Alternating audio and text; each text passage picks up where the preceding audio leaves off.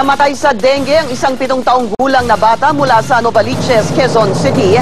Nagsagawa naman ng Tepok Lamok Field Testing Program ang lokal na pamahalaan ng Quezon City at Department of Science and Technology bilang bahagi pa rin ng pinaigting na kampanya laban sa dengue. Nagpapatrol, Sol Aragones. Sabay nagka-dengue ang 2 anak ni Caro sa Barangay Bagbag, Novaliches, Quezon City. Ang bunso niyang anak agad gumaling dahil malakas daw ang resistensya. Pero ang kanyang panganay nagpabalik-balik daw ang lagnat, nanamlay at sumakit ang tiyan. Mabilis bumagsak ang platelets ng bata hanggang sa bawian ng buhay. I-release ko yun sa Panginoon na ayaw ko rin na yung anak ko nahihirapan siya kasi yun yung talagang inaano niya yung sakit na nararamdaman niya sa tiyan niya kasi nag-bleeding na yung time na yun eh. Gaya ni Carol, marami nang naulilang napatunayan kung gaano katraidor ang dengue.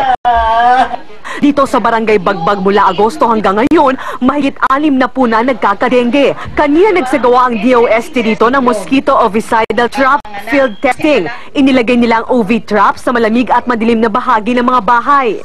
Ito'y para makaakit at makapagpaitlog ng mga lamok. Ayon sa DOST, mas mainam mapigil ang paglaganap ng mga lamok kung mapupuksa ang mga ito habang kitikiti pa. Ito, mamamatay talaga yung larval stage ng dengue carrying mosquito. Hindi na siya mag-multiply. Isinagawa rin ito sa iba pang bahagi ng lungsod gaya ng Marikina.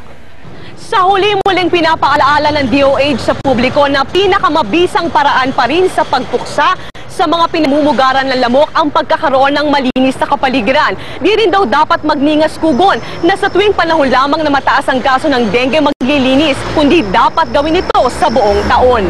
Sol Aragones, Patrol ng Pilipino.